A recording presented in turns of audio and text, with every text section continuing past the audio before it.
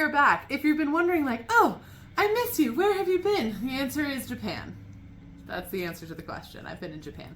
I'm back now though, and I'm back with a fucking fiery episode of What in the Woo Woo. If you're new here, welcome. What in the Woo Woo is essentially like, am I the asshole, but psychic version. So essentially me, a professional psychic with a whole lot of experience, goes and finds things on Reddit that are spiritual weird situations that people are in, and I give you advice on them. Sometimes my guides chip in too. Occasionally you may see my dog. He's hanging out by the window, but he might pop in. I am slightly nervous for how freaking angry I am about our first story today. So without further ado, we're gonna hop right into it. This is actually from Am I the Asshole on Reddit, and it is a spiritual post though. So we're gonna go through it. It makes me real big mad. I will say a couple disclaimers right up front. It does discuss very blatant racism. It also discusses deep cultural appropriation. I'm going to give some unfiltered opinions on that. However, I'm speaking from a person who is not a part of the cultures affected by this racism and cultural appropriation. And therefore, I'm in no way trying to speak in their perspective. I, however, am speaking from a perspective of someone who's been in this industry a really, really long time. And in being in this industry a really, really long time, something that is super important to me is making sure to respect cultural practices around the world, especially those practices that I am not allowed in. White people do not just get an in, or people of other races do not just get an into someone's culture because they would like it. If this upsets you, if this idea of cultural appropriation triggers you in some way where you think that spirituality is for everyone and everyone should have access to stuff, just gonna throw this out here right up front. You're incorrect, especially on a spiritual point. That is an incorrect idea. Just baseline talking about cultural appropriation, and I promise I'll get to the story in a second, but just talking about cultural appropriation in the spiritual community in general, if something was not made for you and the community who created or channeled or is connected to that thing says, this is not for you, please leave this alone, that is both for your safety and to preserve their culture.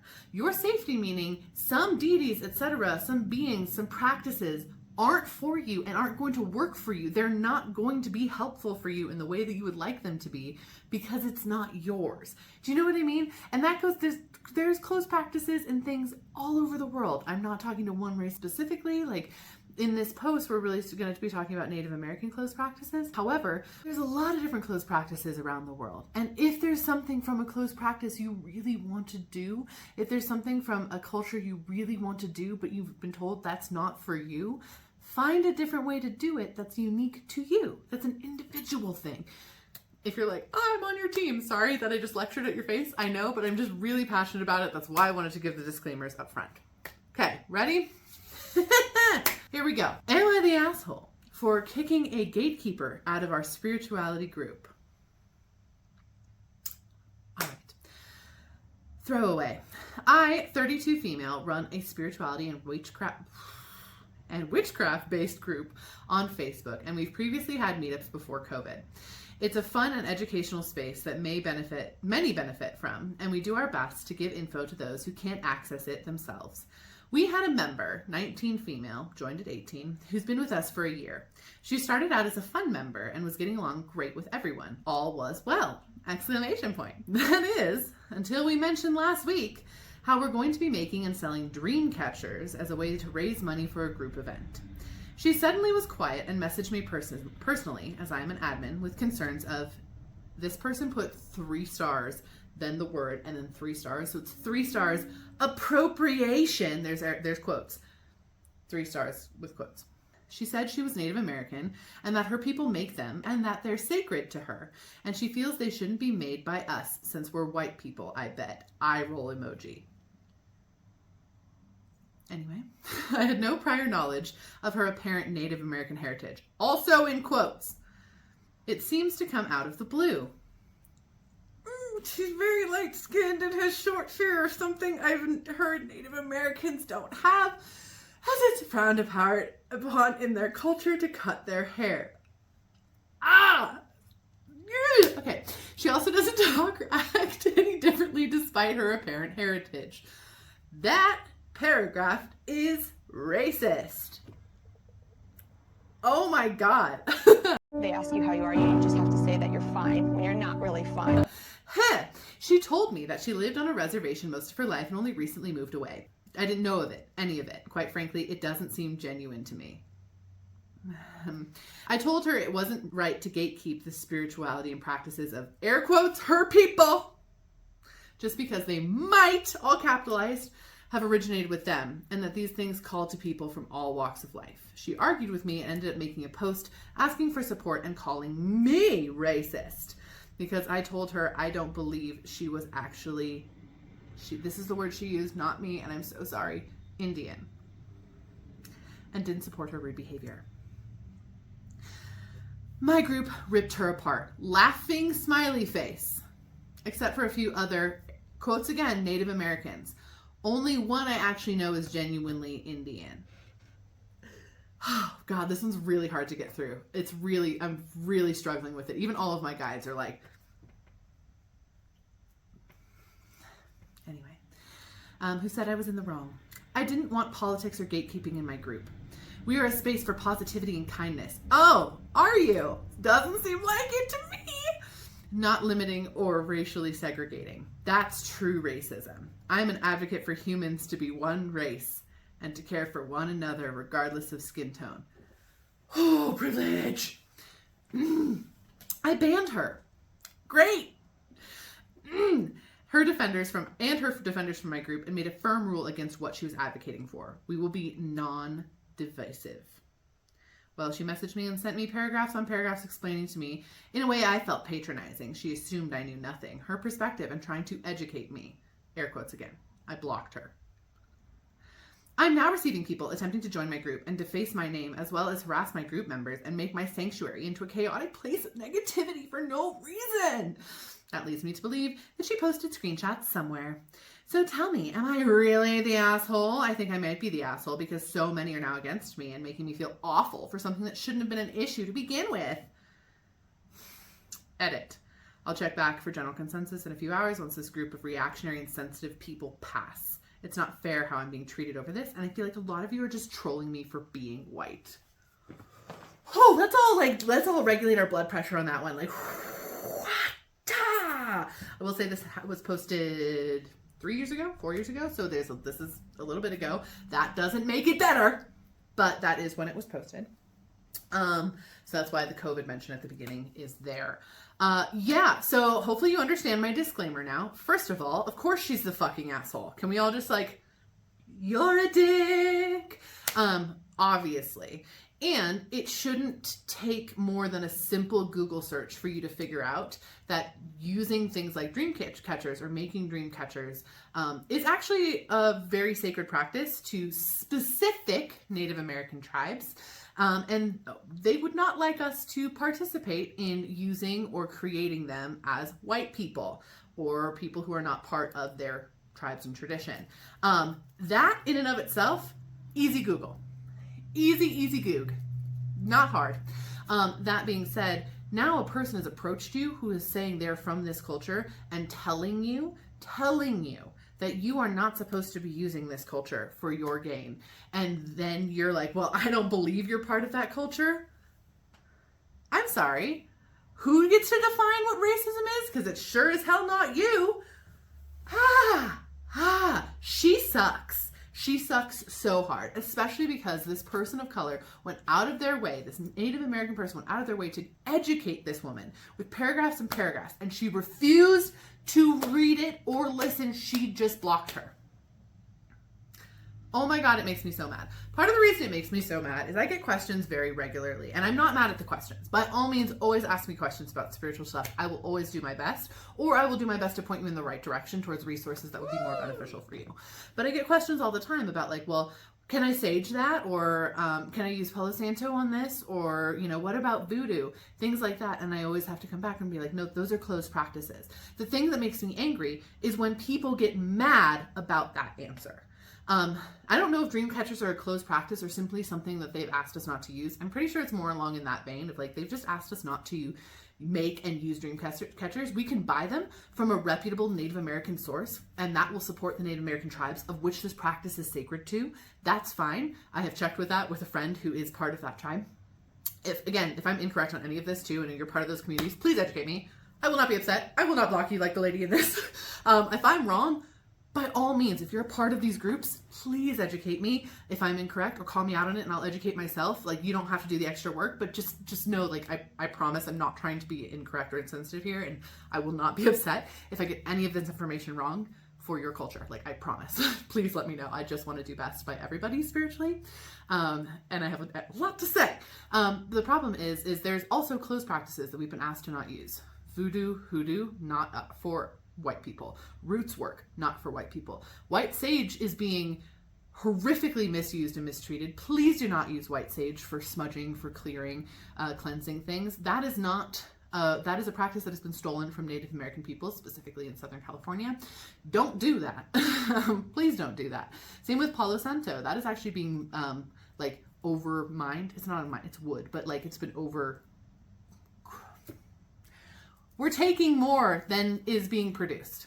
We get that, okay? We're taking more that's being produced when it comes to Palo Santo too. So like the native peoples of, I believe it's Africa, Northern Africa, I think, if I'm remembering that correctly, have asked us, like, could you stop? Like, we don't have all those trees and you guys are using it so much. There are so many practices like that that have been very much said, like, hey, stop. If a practice feels a little cultural to you, just look it up. Just see, hey, is this a closed practice? Have people spoken against people using this? Who is this practice for? It's a very, very simple thing to do, and it will make your spiritual practice so much deeper and so much more meaningful. Because if it is a closed practice, you know that's not your space to be in. And you can either figure out a way to do whatever thing you're trying to do without using that practice, or you can simply say, oh, that's not for me then, and you can move on, because you've now honored spiritually each other. Everybody's honored each other in this situation, and that is how we actually raise our vibration as a people. That is how we actually create magic.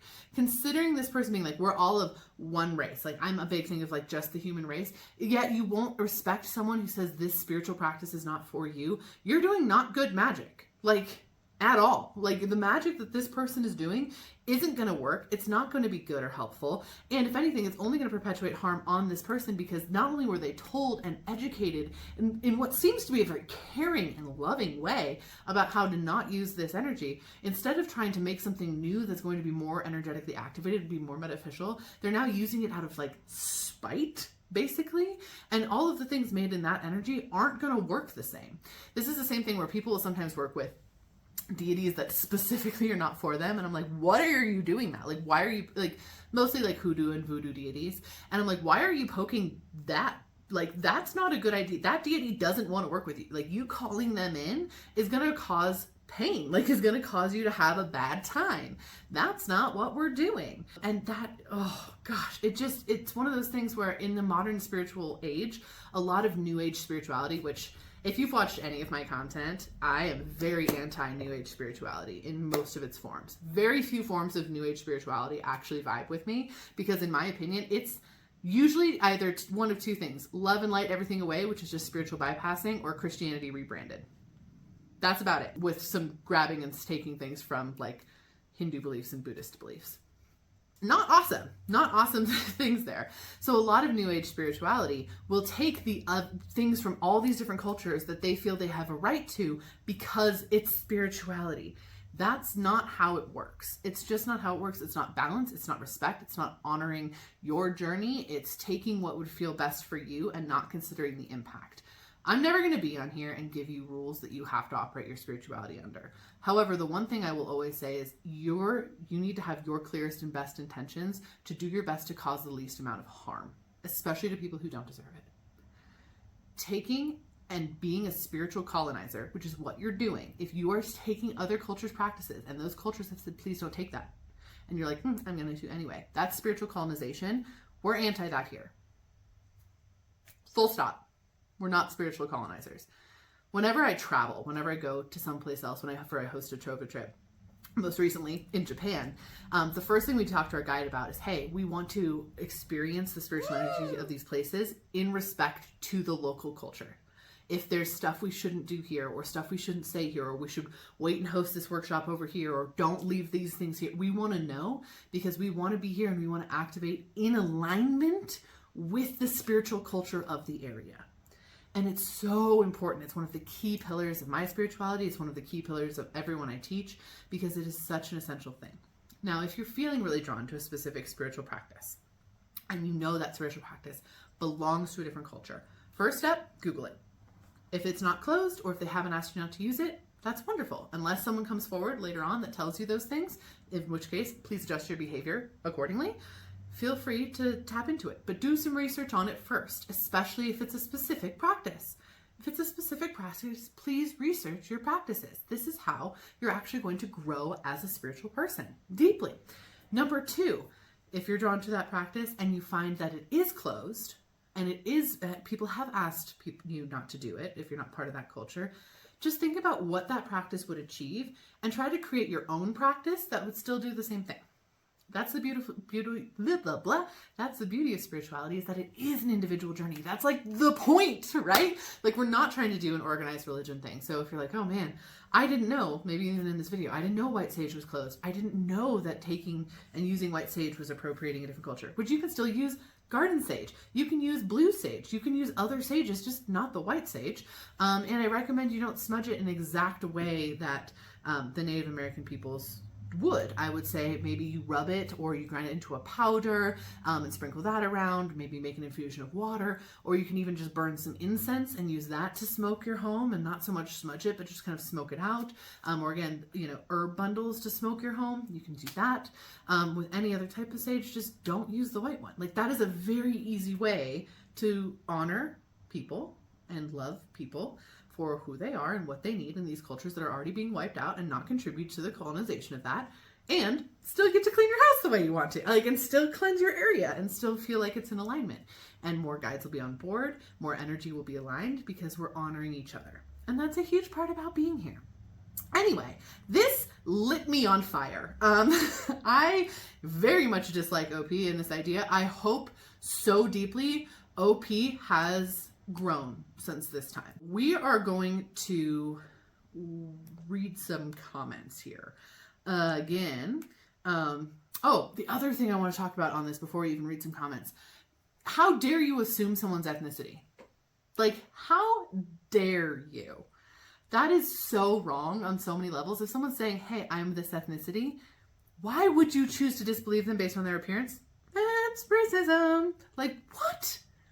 What? Don't do that. That's awful. She's such the asshole for that. No, you don't get to tell people what ethnicity they are. My guides are all sorts of like panting and like throwing their hands at this one. When I first decided to do this one, I didn't ask my guides for their opinion on it, because sometimes I'll do that and be like, hey, does anyone have an opinion on this they want to share? Because I knew everyone was going to be fired up, and they are.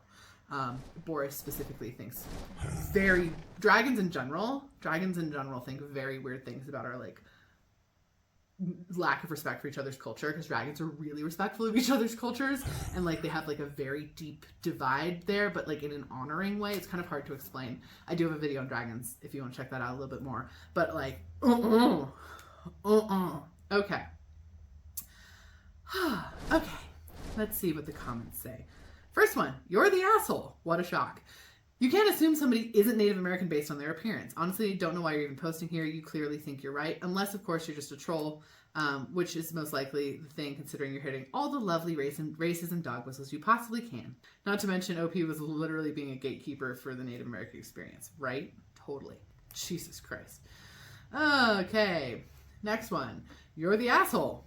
Indigenous culture belongs to them, especially with the colonial history that involves the stealing and destruction of their culture. You don't get to invade people's identities and call them gatekeepers for asking you to respect their culture. Right? Like, it's not hard. That one has 59 replies, though. I bet there was a back and forth. Some racist assholes must have gotten in on that. I'm not going to open that. We're not going to look at that. Okay, someone else says, holy shit, y'all, the edit of like, I'm waiting till all of the, people pass that don't agree with me. OP is waiting for all the sensitive white people haters to pass so she can get consensus from the other folks that are sure to come along and agree with her. Yo, I'm legit in tears at how ridiculous that is. Right? Oh my God. It's so, so bad. Anyway, we all know she's the asshole, right? Like, we get that. That one, like, that one burned me up. Let's go on to another one that is, like, not nearly as intense. So, hold on. Okay, next story comes from r/psychic 4 months ago. This one is titled, I keep having weird coincidences happen to me. I'm not sure what it means.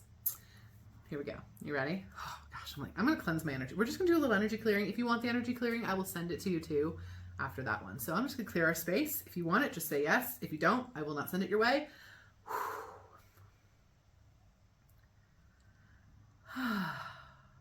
Okay. Better. Here we go. I made a list. The first one happened to me on Christmas, and the rest have happened within just the past 2 weeks. Number 1.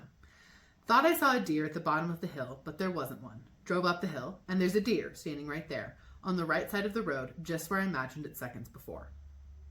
Number 2. Someone mentioned they were in my neighborhood doing work on a house. I asked, the bees? It wasn't, but a few hours later, they texted me, you would never believe where I'm at, and they ended up being at the bees. I assume the bees is a name, not like a place, but okay. Number 3. Started talking about the tree cutting business in the car and wondered how much you get paid and how to get into it. My friend looks to her left and sees a building that says tree services / tree cutting. I did not see that. Okay. Number 4 was telling my friend how I wish that my colleague emailed me about my cap and gown because I don't know if I can pick it up yet. Get on my Outlook. First email from an hour ago saying cap and gown ready for pickup. Number 5, on the phone with my friend talking about a guy. She passes 2 street names. Both were the guy's name. What? Number 6, showing someone this person's Instagram at my job. The person starts typing to me on Snapchat. It says, look to your left, and is sitting right there. That one could have been potentially embarrassing. Okay. There are many more of these too. I just can't remember them all. We'll definitely start writing every one of them down. Okay. So if you ever have weird coincidences happening to you like this, these are synchronicities. In and of themselves, these are synchronicities. That is what they are. Whenever I talk about like, hey, look for synchronicities for validation, this is literally what I'm meaning. The first thing I want to say is synchronicities always are validation in some way. Like, it doesn't matter how weird the synchronicity is. And I've had a couple really weird ones happen to me in the last couple weeks. Really weird ones. They're always a validation in some way. So take them first, whether that's repeating numbers, whether you think of a song that comes on the radio, whether it's any of these types of situations, take them first as a validation because they are one. Absolutely. Then you can start digging into them deeper. Now, it might not mean, the specific synchronicity might not mean something specifically. Like, for example, the person like seeing a deer at the top of the hill after thinking about they saw a deer at the bottom of the hill. That synchronicity might not mean that you actually have something to do with deer coming your way. That might mostly mean something like, hey, we're validating a thought you were just having right there in that moment. Or your guides are trying to get your attention. If more deers pop up in the next week, take that as a sign that they're trying to get your attention. So you can like dig into it and expand upon it kind of from there, but that doesn't always mean every synchronicity is going to have intricate meaning within the synchronicities. The other thing I would say, because these all seem to happen real quick in like a 2-week period, feels like it's probably an activation. Yeah, my guys just confirmed that. They're like, activation! That was Hermes, in case you're wondering. Definitely an activation. It's like a sign like, hey, you're going through a very activated period. You are growing spiritually. Maybe they're accepting more of their own soul energy in. Maybe their guides are being more talkative. Like, something's there. That's important. Very activated energy, very powerful, very open energy. So that would be the other thing I would say to pay attention to if you have a lot of synchronicities in a very condensed moment or period of time. Oh, this one's so much lighter and so much more fun. Let me see what the comments say on this one. First comment, everyone's vibration is increasing, so we're all being elevated to higher abilities. Okay, first of all, yes, that is true. It's not a personal vibration necessarily, like it can be. That is a little bit more of a personal journey. Not everyone's personal vibration is raising, but the vibration of the planet is in fact raising, which basically means that we're kind of coming back into the cycle of being more spiritually connected. So in ancient times, very connected, deities walked around on planet. They could see ghosts. Like this was like real. Like they could go poke Zeus. I wouldn't do that, but you could. In theory, in the past, like they were in the temple, like they did exist, they were around, versus now, obviously that's not so much the case. It's because it went down like this, and now we're coming back up like this. So we are rising back up as a planetary vibration, which is why, if you've heard me talk about it or other creators talk about it, the veil is basically non-existent at this point. The veil is not a thing. It's just not a thing. This like separation between us and spirit is literally eroding away. And even 10 years ago, things were so much less spiritually activated than they are now. And it's only increasing every single day. So yes, there's that. Next person says, synchronicities, they're really cool and can get really wild. I don't support the idea that they're signs. Wrong. The only signs in the sense that this is where our attention is focused. So that's what we observe. To me, they're more about our growing recognition that this world is not what we've always thought it was. Okay, that's valid. They're like invitations to connect more strongly to our spirit / inner wisdom / intuition, whatever you want to call it, and to begin to disentangle ourselves from the material for a clearer understanding of our true nature, spirit and body. So basically, I agree with that too, of like, again, that's kind of what I'm saying. I do think they're signs sometimes. Like, I do think that they can be signs, especially like warnings, omens. I do think those are things. They're just not always the most common thing when it comes to synchronicities. However, I do think they're also like a, hey, the world's not like what it is. Tune in deeper. You're getting a lot of these to tune in deeper, to ask your guides questions, and to be more connected. Someone said, this is your guides trying to get your attention, is my guess. We all have at least one spirit guide, or they called him a lifetime guide, assigned to at birth. Well, that's interesting. My guides are very important to me. Have literally saved my life a few times. Yep, absolutely. Your spirit guides, this is a whole other tangent I could go off of, and I have done spirit guide videos in the past. But your spirit guides are here to help you. Some stay all life long, some come in and out, some are here for one stage of your life and then they don't come back again. I mean, there's a whole bunch of different things there.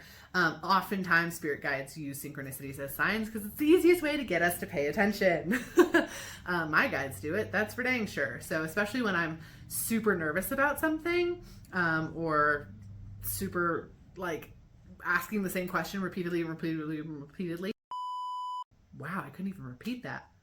I'm messing it up. My guides will send me weird synchronicities because they know they're going to get my attention, and that will give me my answer. And I take it as a validation because all synchronicities are validation in some way. So real quick, we're going to do one more story. But I want to just say that I actually am saving one other story that I'm going to be doing for my Patreon. If you're a part of my Patreon, you get tons of cool perks. First of all, thank you to my Intuitive Initiate patrons, which are my top tier. You are incredible. You're the reason that I get to make this content, and I appreciate you so, so much.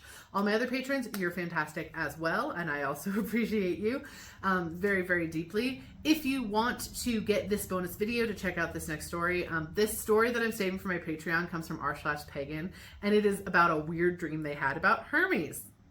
Yep, I have a long history with Hermes. We have a fun journey together, so I'm really interested to see and hear his opinion on this particular situation and hear what he has to say, because it's a lot. And if you would like to know what he has to say about this weird situation about Hermes, head over to my Patreon and check it out because it will be posted there as a bonus video. You also get card pulls each month. You also get meditations. You get my reading list of books that I really, really love. You get early access to my podcast, which is called The Alchemist Inkwell, each week. I mean, there's tons of fun stuff in my Patreon, and I'd love for you to go check it out. Also, my top tier patrons also have access to my secret booking calendar, so they can book readings with me, even when my reading calendar is closed. So, also super fun. Anyway, go peep over there. I'm super excited. So that is what's the bonus story we're going to be sharing in Patreon this week. However, right now we are going to do our final story. Real quick though, before we do that too, it would mean the world to me if you could like, subscribe, and hit the little ringy bell for my channel. That would mean so much. It makes a huge difference. I really love doing these types of videos, but I want to make sure they're actually received by an audience. So if you could help me with that, that would be fantastic. If you want to share this video with anyone too, or comment on it, that would be extra amazing, especially if you want to comment any of your thoughts on any of these stories. Please comment them below. I love when a dialogue gets started. It makes me super happy. So if you can comment that too, that'd be great. Okay. Let's talk about this. So the next and final story that we're doing, it's from r/pagan. It's actually from a year ago. And it's titled, I signed something in my dream and I feel weird about it. I would too. All right, here we go. Last night was full of weird dreams. They all related to each other, but it was like I was watching scenes from a movie out of order. From what I can put together, I was trying to get approval to join a certain group. In one of the last scenes, I met a woman. I could not fully see her. She wasn't hidden or covered or anything. I just wasn't able to fully see her. I could tell she was shorter than me. I'm 5'10", had very dark hair, and was a thicker build. But she told me she would get me an interview with who I needed to talk to about admission. I just needed to sign this form. I signed it without hesitation. And as blurry and as unclear as the rest of the dreams were, this was clear. It was my real name, my full name, my signature. I literally never signed my real full name to anything. My grandmother was a Christian witch, and she taught me to never do that. There's too much power in it. I worship the Kemetic pantheon, along with my patrons Lucifer and the Magdalene and Mother Mary, a revered deity who reminds me of my grandmother. But there is nothing obvious from the dreams that I can relate to any of them. I don't remember much from the dreams at all, except a sense of urgency and unpreparedness, as the woman who had me sign the form took me to where she lived so I could get prepared before I was called. I was extremely nervous of failing this meeting. I do remember colors, which is odd for my dreams. All of them were dusky and washed in sandy brown, but there were whites, blues, greens, and reds. My signature was in vivid purple and fuchsia, and hundreds of people were all over the place. What do you all make of this? Because it has me all worked up about signing my full name onto something and I don't know what I signed. I'd be a little nervous. I'm not going to lie. Like, I'm not going to sugarcoat anything for you guys, but like, yeah, I would be a little nervous. The reason for this, a couple different things. It's weird to be able to see letters and full sentences or full words in your dream. Usually if you're reading in your dream and you're like seeing the actual words, that is a pretty clear sign that the dream is sent from spirit or meaningful in spirit in some way, because it's typically not something our brain really does in dream space, especially if it's like a body-based dream. I've talked about body and soul dreams before pretty extensively. Check out more of the What in the Woo Woo playlist to check that out. But I've talked about it before. So that already kind of a red flag. I will say though, it doesn't feel malicious. Like, I don't feel like they made some sort of deal with a negative entity or something like that. If anything, it feels like they were fixing a past life thing. And this is me just purely on this situation. I don't think that's the rule for anything like this. And if you've had to sign something in your dream, please share about it below, because I'd love to hear more about it. I personally feel like they were probably closing a loop on a past life, and a lot of what they were seeing were past life scenes, and in signing their name, they were like ending that. Or the woman that they were speaking to is a new deity or guide that wanted to work with them, but in order to work with them, they needed a contract signed of a like engagement. And because they didn't do it beforehand in like a higher self sense, like before they came on planet, they did it then. I would, if it were me and I had this dream, I'd immediately go to talk to that woman again. I'd be like, who are you? We're going to channel in. We're having a time here. I would probably do some channeled writing with her, with my guides present to keep me like safe, make sure my spiritual hygiene was in order, like cleared, grounded, shielded, make sure I was like nice and safe. And then I'd ask her to be like, what was that? I need you to explain that to me, or else the contract's null and void.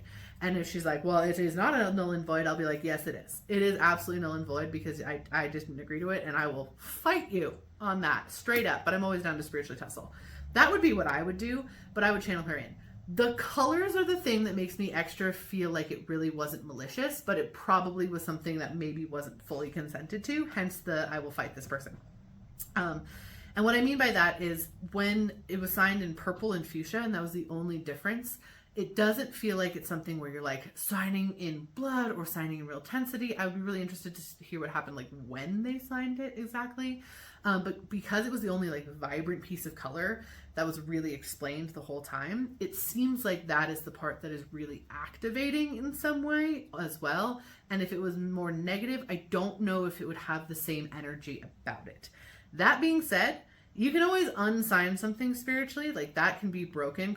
Spiritual contracts can be broken. It is a like higher level skill with stuff, but it definitely can. However, if it was something you were signed, I would ask your guides for advice. I would see if you could get that woman to talk to you. I would also pay attention to see if dreams change or build over the next couple months post that, to see how that comes up. Because if the dreams change or build there, grow themselves, it could be that you're really going through an activation. You might get more information in those dream spaces. I have only ever really seen words that way in a dream when I was having a past life experience in a dream, where basically an oracle was like showing me my past lives. And before she showed me my past lives, not all of them, but just like 3 of them, she was like, I basically went to her and I was like, tell me about myself. Everyone was trying to go see this oracle. I also went to the oracle and I was like, tell me about myself. And she was like, okay. And she like went like this, and a bunch of words, like full sentences about me, like popped up on this wall, all written in gold. And they were full sentences. I could read them. And even at the time when I was very much more inexperienced with all of this, I know I was like, oh, this is real. Like that was like the setting in. So signing the full name there, signing the soul name, that sort of thing would be like, oh, this is real moment. Now they just have to kind of figure out how and if they still agree or consent to having that be as real as it is. Yeah, very interesting. They do have an edit. The edit says, I woke up several times during the night, covered in sweat. I could not thermoregulate, and I'm not currently ill. Every time I woke up and fell back asleep, I was right back to a piece of story. Not where I left off, a different section altogether, sometimes earlier, sometimes later. This is again where I think that it is this closing of a loop with the past life thing. They were like experiencing a past life one more time and then closing that loop, like signing it off. Yeah, it feels very much like that to me, at least. I think it's pretty powerful, whatever it was, and I hope that they're okay, because again, this is a year ago. Let's see here. Someone commented saying, I wouldn't worry about that. That looks like a problem for your astral self to handle. You just happen to catch a glimpse. Word, like your astral self definitely does handle problems for you, and oftentimes you don't remember them. One of my favorite techniques is like remembering after the fact. So I'll wake up in the morning when I'm like doing my makeup. I'll be like, where was my astral self last night? What was my astral self doing? And just see what comes and flows to me. And that has developed my practice so hugely over the years. Like I have drastically expanded as a spiritual person over the years just by doing remembering after the fact. It's not remembering dreams. It's remembering where your astral self was. That's the difference. But yeah, that is that for sure. Someone says, I would take this seriously. If you are a pantheonic worshiper like me, I'd go ahead to the head of the pantheon and request arbitration. A contract made without your facilities should be voided or negotiated. Let me know if you need more help. I agree with that too. Again, like you have your guides in your team. If you're a strong pagan person who worships in a pantheon, I would also go and request arbitration, or ask like, hey, what's going on with this? I need someone to help me navigate these things. Because that's not what we're doing. No, it's not. Yeah, that is it for today's What in the Woo Woo. I will say what in the woo woo. Some of those were weird, especially that Am I the Asshole ones. Like, what the fuck? But thank you for hanging out with me. I really appreciate it. Again, if you could like, follow, subscribe, whatever the fuck this thing is. Anyway, if you could do that, that would be super killer. Thank you so much, and I will see you on the next video. Remember, you are magical as fuck. Bye-bye.